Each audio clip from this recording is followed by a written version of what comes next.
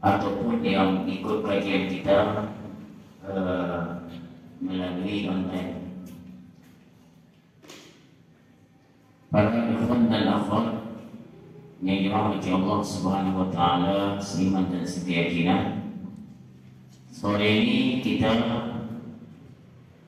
mengkaji tentang tema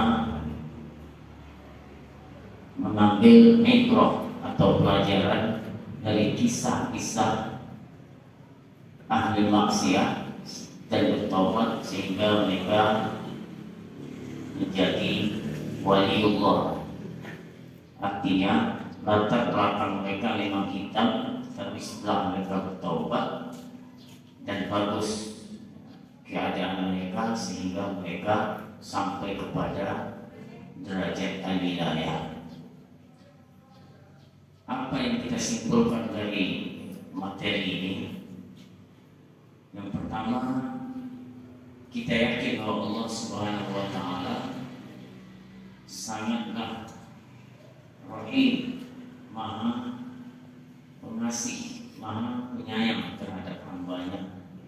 Wa kana bil mu'minina rahima, dalam Al-Quran disebutkan.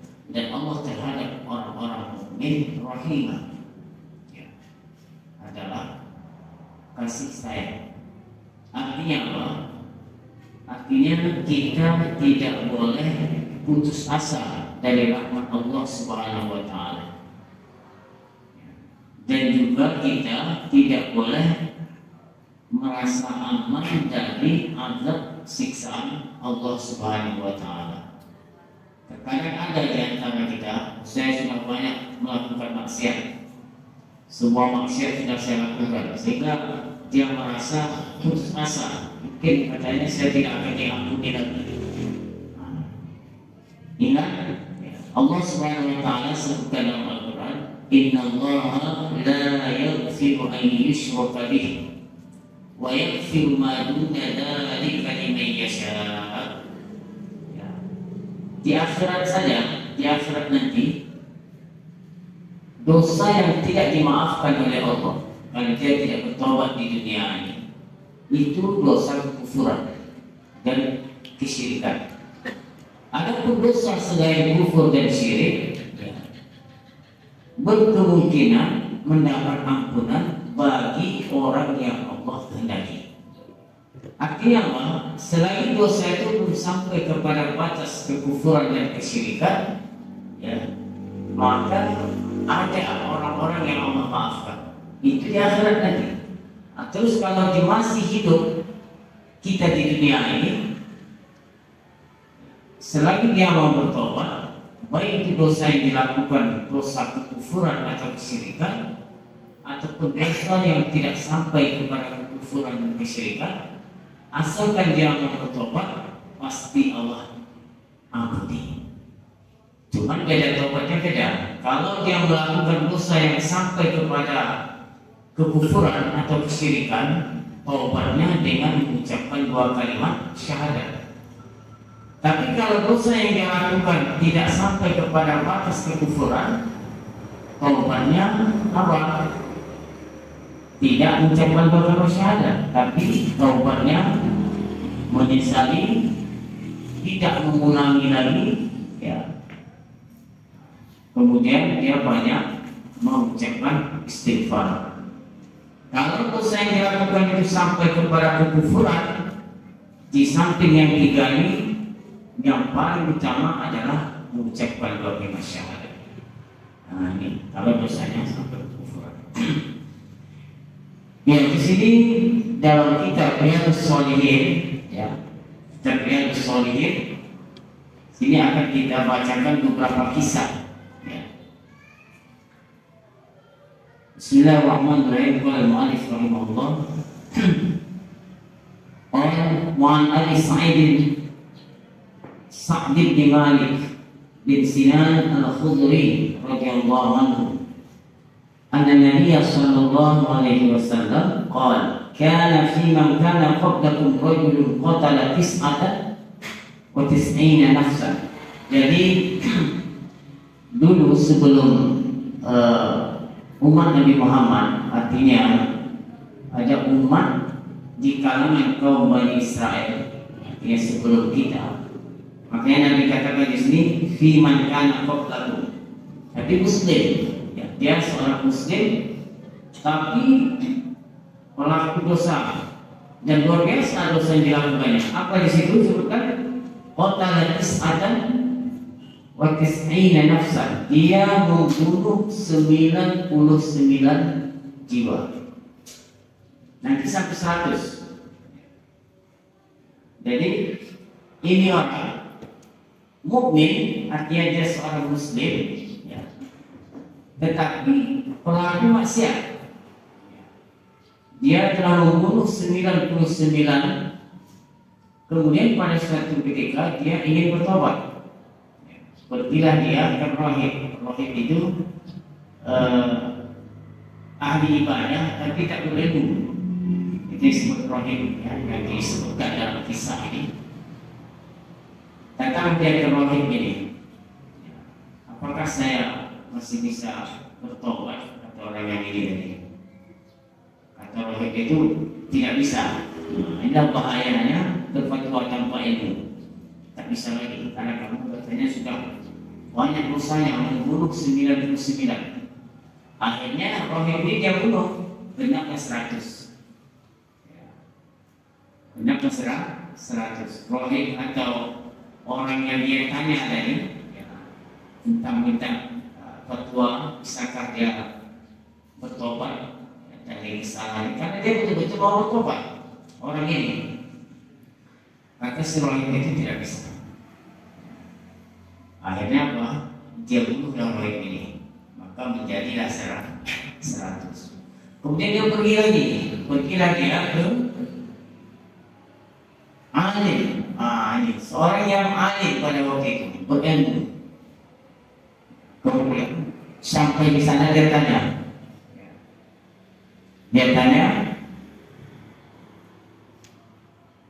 masih bisakah saya bertobat?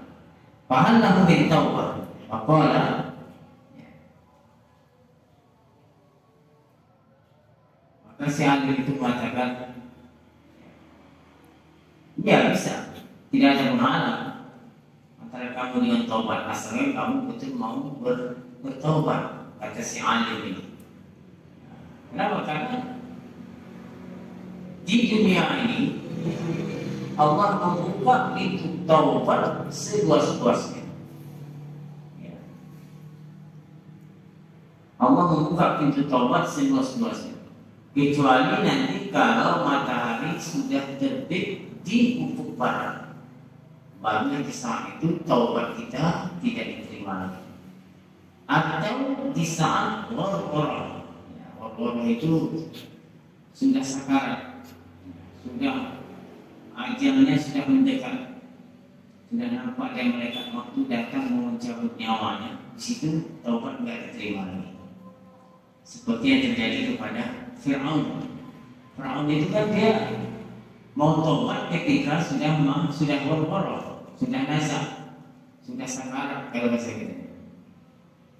Itu pun Fir'aun itu taubat, dia mau bertaubat itu sudah di saat itu, di saat taubat tidak diterima lagi itu dia, dan dia pun masih pakai bahasa yang sombong. Apa katanya? Amantu billadzi amanat bihi banu Israil. Tak mau dia mengatakan saya beriman kepada Allah, tetapi dia mengatakan apa? Amantu, saya beriman dengan apa yang diimani oleh kaum Bani Israel. Karena dia mengaku Tuhan. Jadi kalau Fir'aun tidak diterima, alasannya karena sudah sakarat, sudah lihat malaikat maut sudah mau mencabut, yang di situ dia mau bertobat, itu tidak diterima. Tapi selagi matahari belum terbit di ufuk barat dan belum war-war, taubat diterima. Maka alim tadi menjawab, ya, katanya tidak ada penghalang kalau kamu mau bertobat. Tapi kamu pergilah di suatu daerah sana, ditunjukkan oleh seorang alim tadi. Di sana kaum solehun, di sana orang-orang baik banyak di sana. Jadi kamu tinggal di sana, ya. Jangan kamu pulang ke kampung lagi, gitu. karena kampungnya keadaannya orang-orang jahat kayak sana. Jadi hijrah dia. Jadi kata orang ini, kamu tinggalkan kampung, pergilah kamu ke suatu daerah disebutkan. Di sana banyak orang soleh, orang baik, dan kamu di sanalah bertobat untuk Allah bersama mereka dan tinggalkan kampung, karena kampung lingkungan ya, Islam punya kawan tadi. Makanya dalam hadis disebutkan al-mar'u ala dini khalilihi. Ya, seseorang itu berada pada perangai, pada kelakuan kawannya. Falyanzur ahadukum man yukhalil. Maka hendaklah setiap dari kalian memperhatikan siapa yang jadi temannya. Maka kalau kita mau tahu Bang Jil ini baik atau tidak orangnya, tengok kawan dia. Kawan dia baik atau enggak? Negeri yang baik, berarti makin baik. Tak perlu tanya dia. Ya. Tak perlu tanya dia.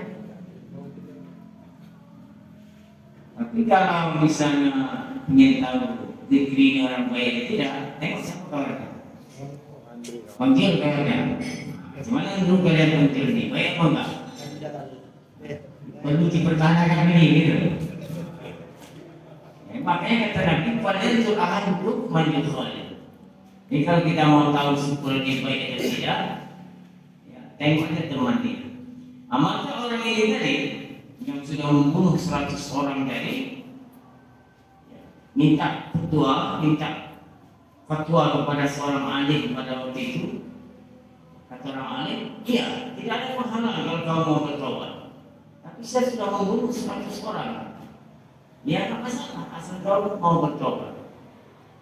Pergilah kamu ke daerah itu, dan di sana banyak orang soleh, dan kamu tinggal di sana. Mendengar itu tadi, pergilah dia.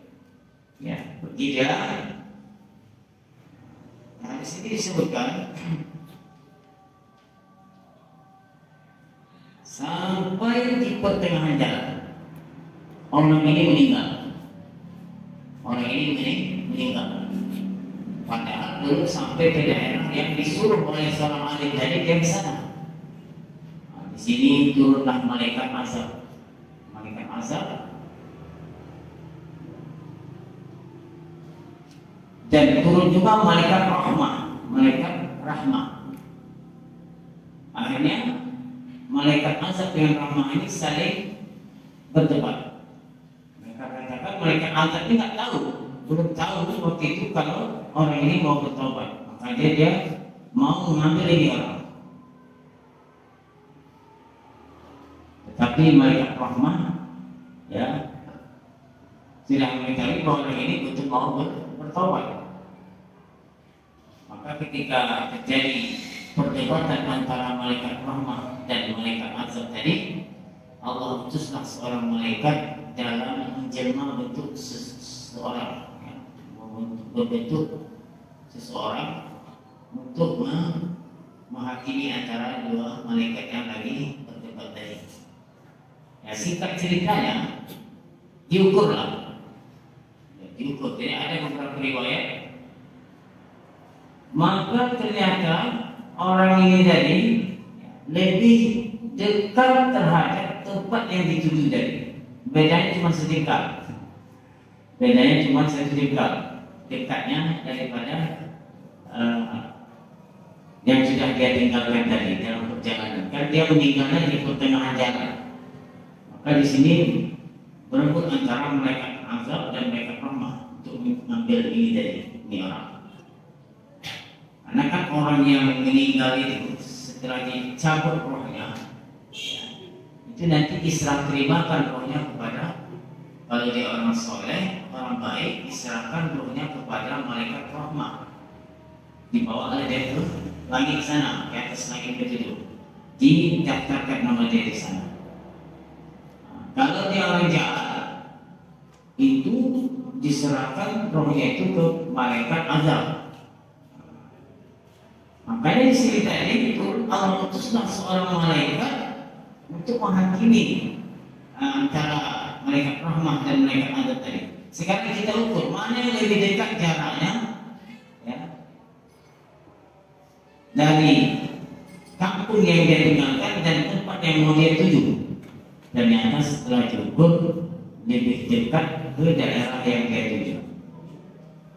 Bedanya cuma 1 juta.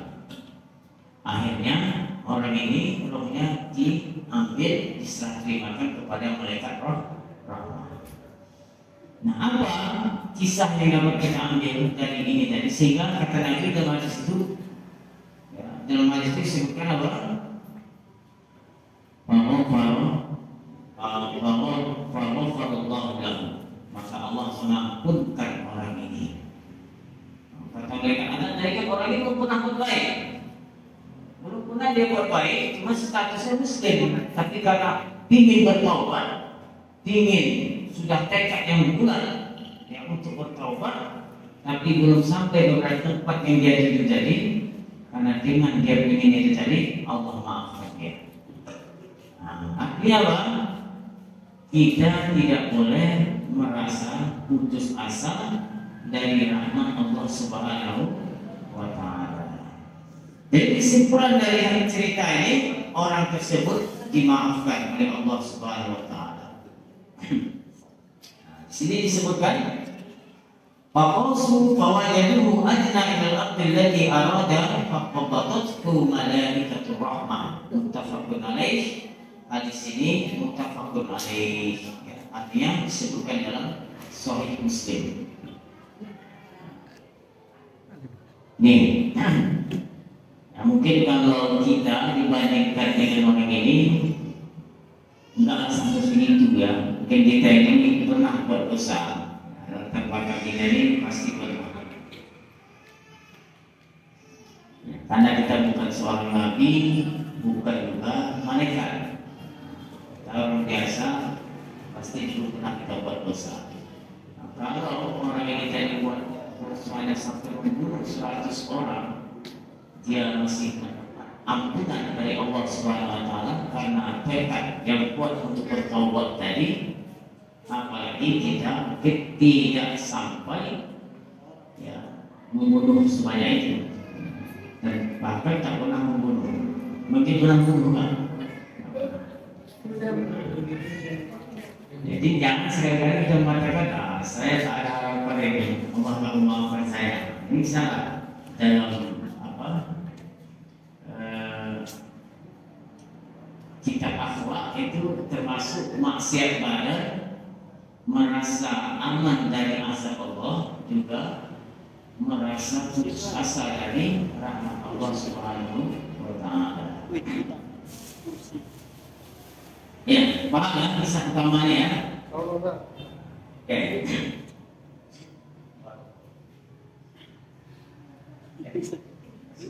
Kursi itu loh, bandel lagi.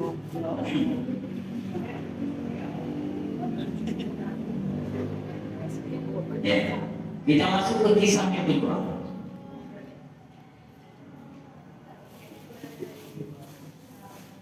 Ini diperhatikan ya, diingat.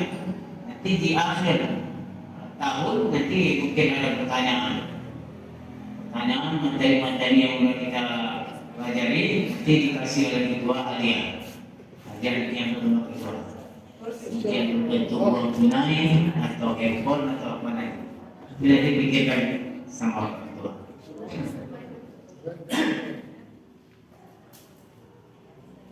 Mungkin juga kisah yang bisa kita ambil pelajaran tentang Umar bin Khattab. Pernah dengar kan Umar bin Khattab?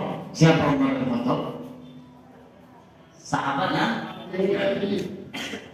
Sahabat yang berapa? Pengganti Nabi. Pertama siapa? Setelah wafatnya Nabi, siapa yang gantikan Nabi? Abu Bakar, kemudian Umar bin Khattab. Nah, Umar bin Khattab ini latar belakangnya juga, ya, tidak dari orang baik. Bahkan dia dulu kafir, ya, dan memusuhi Rasulullah di masa kafirnya. Tetapi bagaimana setelah dia bertobat? Singkat ceritanya, dia mau mencari Nabi, mau membunuh Nabi, sampai ada seseorang mengatakan saudarimu itu masuk Islam. Dia datangi saudarinya, kemudian saudari itu lagi baca Quran, dia tengok, sehingga disitulah dia bergetar hatinya langsung dia jumpa Nabi dan masuk Islam. Ya. Akhirnya apa?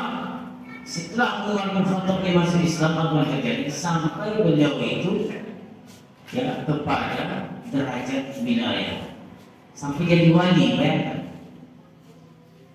Bahkan ya khalifah yang kedua setelah Abu Bakar As-Siddiq.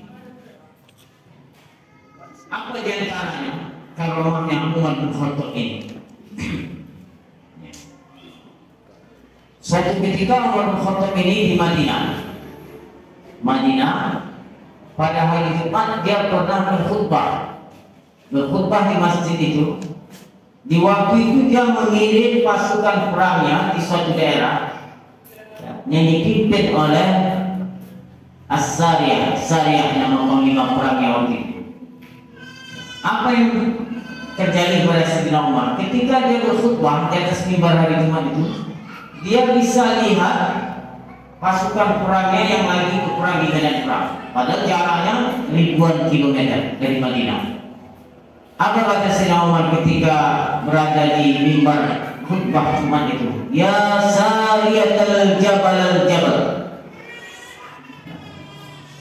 Dia ingatkan panglima perang yang diutusnya itu, namanya Sariyah. Jadi, wahai Sariyah, bersembunyilah kalian di belakang gunung itu, karena di depan kalian ada musuh. Dan Sariyah mendengar teriakan Umar bin Khattab dari Madinah, dan orang di masjid itu heran, kok Sayyidina Umar lagi khutbah memanggil panglima perangnya. Ya. Akhirnya setelah pulang, panglima perangnya ditanya. Kemudian mereka menjawab, betul, kami mendengar suara Sayyidina Umar. Seandainya Sayyidina Umar tidak menegur kami, tidak menyuruh kami bersembunyi di belakang gunung itu, maka kami terperangkap oleh musuh. Ini karomahnya Sayyidina Umar. Ya. Dengan latar belakangnya dulu kafir, kemudian dia masuk Islam dan bertaubat dengan betul-betul taubatan nasuha, sehingga dia sampai kepada derajat wilayah. Ini kisah tentang Sayyidina Umar.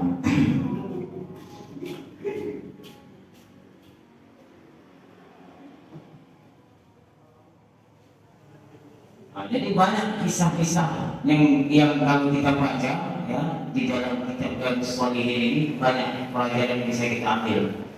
Ada juga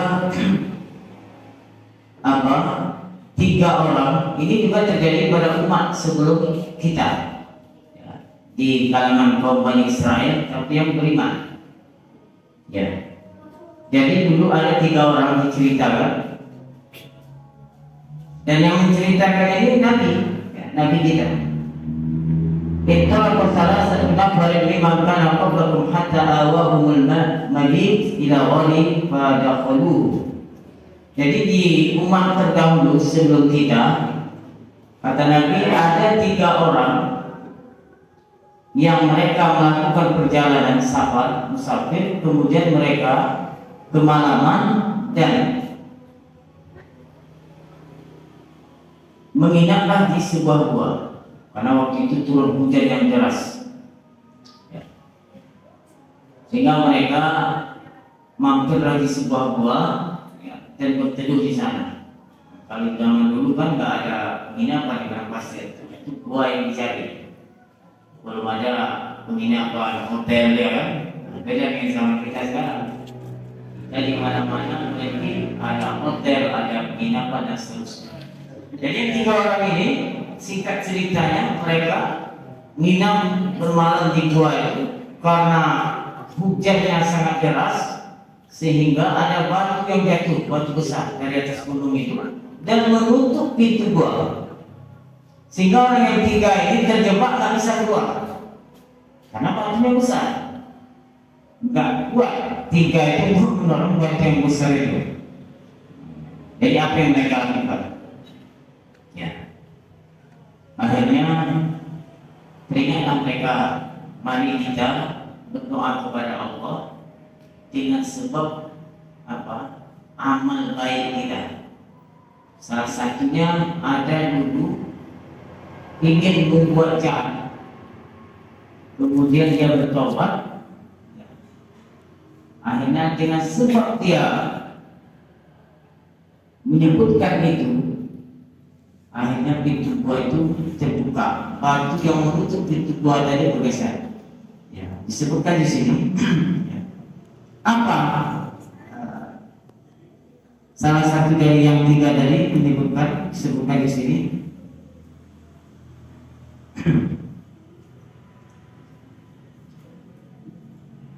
Allahumma innahu kanat ibnatu amin kanat ahabbun nasi ilayya kuntu uhibbuha ka'asyaddi ma yuhibbu rijal nisa wa ana fa'aradtuha ala nafsiha wamtana'at minni hatta alammat biha sana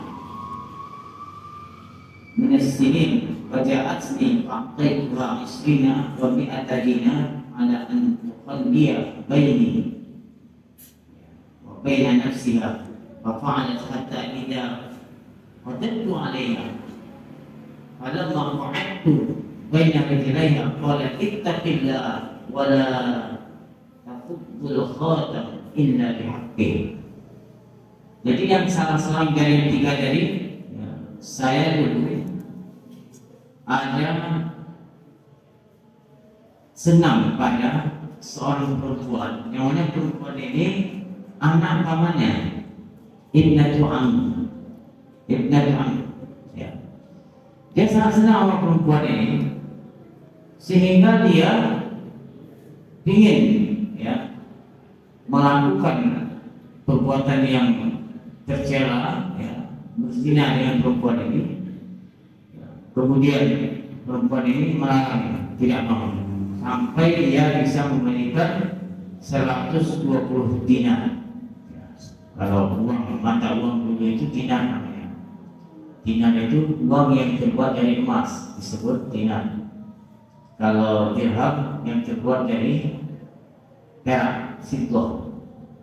Kalau palas, jamaknya fulus, ya, itu terbuat dari tembaga atau besi. Jadi kalau orang dulu, kalau ditanya, kamu punya uang apa? Dinar, berarti orang kaya. Kalau kamu punya uang apa? Dirham, berarti orang sederhana.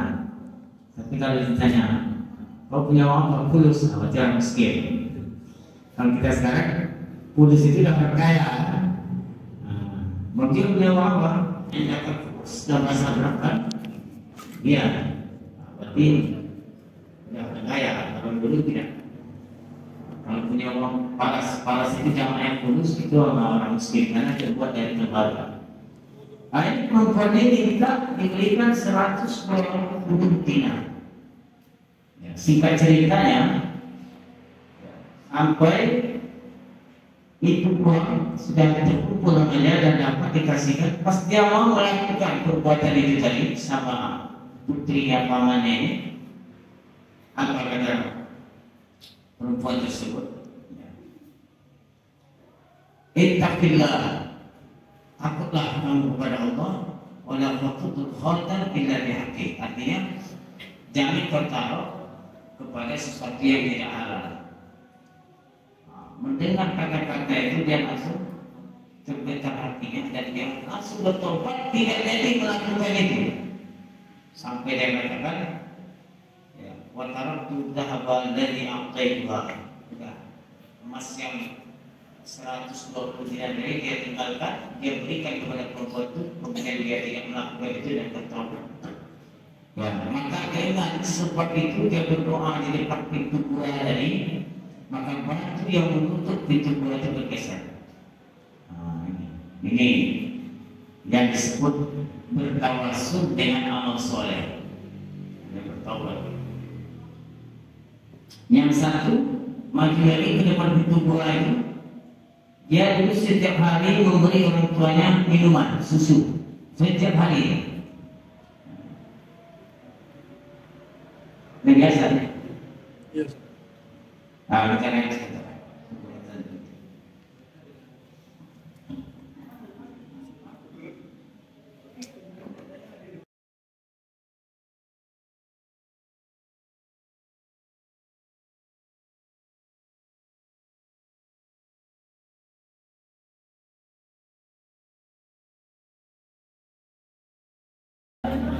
Lanjut sekali ya. Sampai mana tadi? Sampai mana ceritanya? Masih ingat? Ah, sampai mana? Uang mana apa? Dinar. Uang. Ah, ya. Jadi orang yang kedua ini dia maju di depan pintu gua itu, kemudian dia berdoa kepada Allah, ya Allah, saya dulu setiap hari membawa minuman susu dan memberikan kepada kedua orang tuanya. Nah, pada satu hari orang tua saya itu tertidur dan tidak saya bangunkan. Saya tunggu sampai dia bangun. Ya, disebutkan di sini hatta ya raqal fajar. Antadir istiqamahuma hatta bariqal fajar. Saya tunggu sampai pagi. Barulah bangun, baru dikasih. Itulah sabarnya dia untuk berkhidmat kepada kedua orang tuanya. Ya Allah, dengan kebaikan, dengan amal soleh yang saya lakukan itu, yaitu berbakti kepada orang tua tadi, ya, maka mohonlah geserkan kami batu yang menutup pintu gua, kemudian bergeser sedikit. Dan dua kan? Kemudian yang ketiga, yang ketiga ini lain lagi amal baiknya. Waqala salis. Kemudian laki-laki atau orang yang ketiga ini, Allahumma inni istajabtu ujara'ah wa a'taituhum ajrahum ghayra rajulin wahidin taraka alladhi lahu wa dhahaba. Fathammattu ajri faqultu lahu. Fathammattu ajrahu hatta kasurat minal amwal minhul amwal faja'ani ba'da hin. Dan yang ketiga ini dia mengatakan ketika berdiri di pintu gua itu, ya Allah, saya dulu punya karyawannya banyak yang kerja sama dia. Jadi semua karyawan itu sudah saya bayar gajinya, kecuali ada satu orang karena dia pergi, ya. Sehingga gajinya belum saya bayar. Maka gaji dia itu saya kembangkan, ya. Kemudian menjadi banyak hasilnya. Suatu ketika karyawan yang dulu yang belum saya bayar gajinya itu datang ke saya, kemudian dia minta, dan berkata, ya Abdullah, adi ilayya ajri. Dia minta mana gaji saya yang dulu yang belum dibayar, ya. Terus apa kata orang itu? Fakultu lahu kullu ma tara min ajrika min al-ibil wal baqar wal ghanam wal raqib. Rupanya gaji dia dulu itu dikembangkan oleh bosnya ini tadi, ya, menjadi berkembang harta yang banyak. Seperti sini disebutkan onta, lembu, atau sapi, kambing, ya, berkembang biak. Dan inilah adalah semua ini. Nah, kata orang ini tadi, ini untuk kamu semua. Nah, jadi karyawan yang satu jadi nggak yakin sebanyak ini harta saya. Apa dia bilang? La tastahzi'u bi. Kamu jangan apa istilah kalau bahasa kita? Jangan apa gurau itu bahasa kita. Jawabannya, la tastahzi'u bi. Tidak, saya tidak bergurau, ini untuk kamu semua. Karena ini adalah dari uang kamu dulu saya kembangkan, kemudian inilah hasilnya. Maka ambillah ini semuanya untuk kamu. Ibil tadi, onta, sapi, kemudian kambing itu untuk kamu semua. Ya Allah, dengan amal kebaikan yang saya lakukan ini, tolong geserkan batu yang menutup pintu gua sehingga bergeser. Akhirnya 3 laki-laki yang terperangkap di gua tadi, mereka bisa keluar dan meneruskan perjalanan mereka. Apa intisari dari kisah ini? Karena mereka Yang satu tadi betul-betul bertobat, yang ingin melakukan perbuatan zina dengan perempuan tadi, sehingga dia tidak jadi melakukannya karena terkesan dari perkataan seorang perempuan tadi apa? Ittaqillah, ittaqillah, ya, takutlah kamu kepada Allah, wala tafuddul khatama illa bihaqqi. Artinya janganlah kau letakkan pada sesuatu yang tidak halal bagimu. Mendengar ungkapan itu sehingga dia bertobat. Bahkan uang yang 120 dinar tadi dia berikan ke perempuan itu.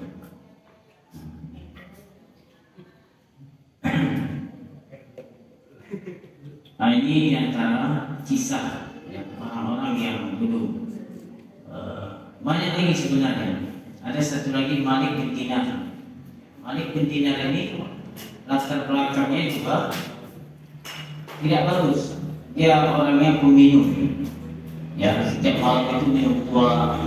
Pokoknya yang tidak bagus lah. Ya. Jadi pada suatu ketika, singkat ceritanya dia punya anak, Malik bin Dinar ini punya anak putri, ya. Sejak umur 2 tahun anak ini meninggal dan dia sangat sayang sama anak ini. Waktu anaknya kecil, tiap kali dia mau minum tua itu, minum khamar itu, ditumpahkan oleh anaknya. Jadi tak marah karena dia sangat cinta sama anaknya ini. Ketika anaknya berumur 2 tahun meninggal anaknya, ya, meninggal. Sehingga dia terpukul, sangat sedih sekali. Suatu ketika dia bermimpi Malik bin Dinar. Dia masih gelap nih, masih hari-harinya belum bertobat lah, ya, masih minum minum tua, ya, minum khamar tadi. Dia mimpi di suatu malam. Jadi sebab taubatnya itu dia bermimpi. Dia mimpi melihat dunia ini kiamat.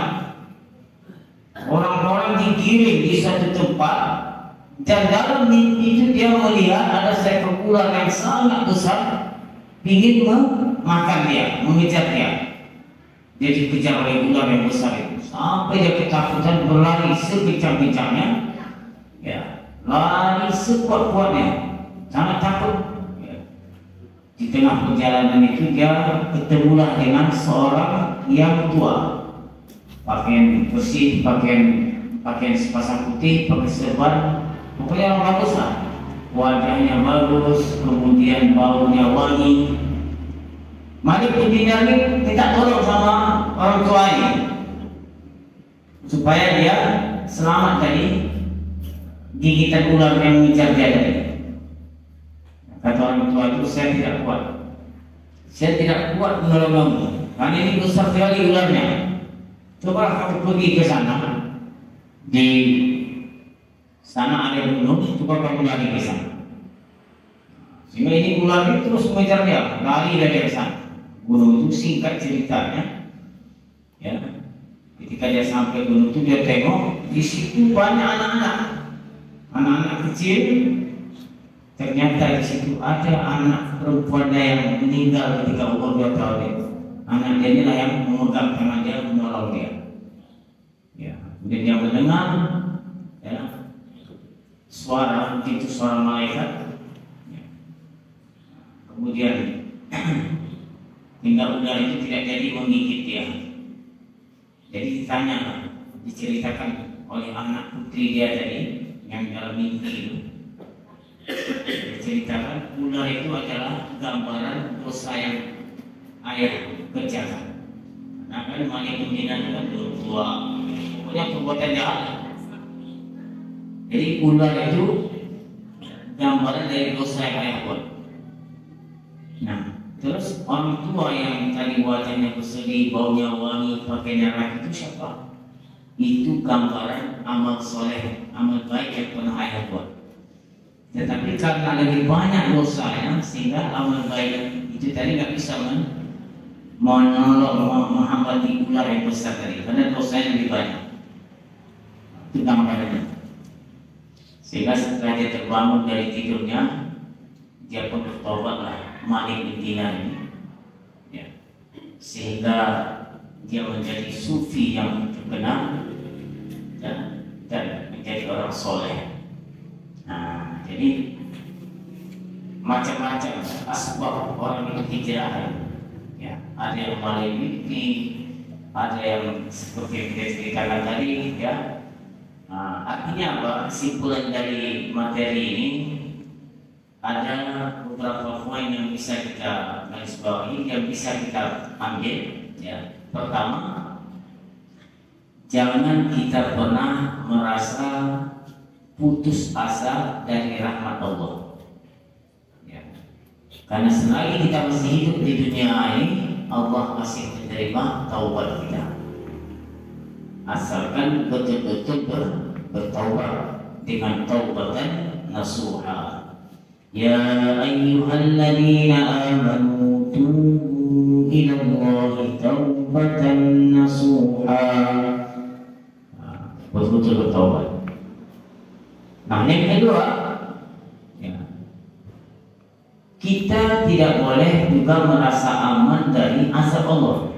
Jangan karena kita orang Islam, kan ada sebagian orang, ya, berdalih orang Islam pasti masuk surga, ya. Sebanyak apapun dosa pasti masuk surga, kan ada itu. Jadi aman dari mereka. Nah, dia merasa aman dari azab Allah itu juga nggak boleh.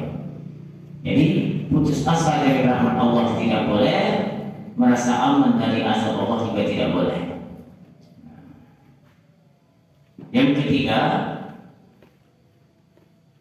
kita manusia biasa, ya, bukan seorang nabi, bukan malaikat. Pasti kita pernah melakukan dosa, ya. Tetapi ingat, dosa itu bisa diampuni kalau bertaubat. Nah, yang kedua, yang tak boleh kita lupakan, kematian. Kita ini pasti akan mati semua, ya. Cuma kita menunggu giliran, ya, siapa yang dulu di antara kita dan siapa yang terbelakang di antara kita. Yang jelas kita akan meninggalkan dunia yang fana ini. Maka oleh karena itu, ya, orang yang cerdas, kata Nabi, yang memikirkan setelah kematian. Kalau kita bisa hidup di dunia ini 100 tahun, tapi hidup di akhirat tak berpenghabisan lagi. Yang ketiga, ya, jangan kita lupakan nikmat Allah. Allah sudah sangat luar biasa baik sama kita. Wa kana bil mu'minina rahima. Ya, macam salah satu kisah dari karena tekad yang kuat bertobat, belum melakukan amal baik sedikit pun, tapi dia Islam, tapi dia ingin bertobat, akhirnya Allah maafkan. Jadi, ya, jangan kita lupa akan nikmat yang Allah berikan sama kita. Sekarang kita sudah bisa ini, bisa itu, punya harta, punya mobil, punya kereta, punya motor dan seterusnya. Banyak nikmat yang Allah berikan kepada kita, maka jangan lupa mensyukuri atas nikmat itu dan mensyukuri kepada yang memberi nikmat kepada kita. Itu. Jadi inilah dapat kita kaji sementara kajian ini, insya Allah pada waktu yang lain akan kita sambung. Ya. Kalau ada pertanyaan silakan, 3 pertanyaan, kemudian kita setelah itu sholat.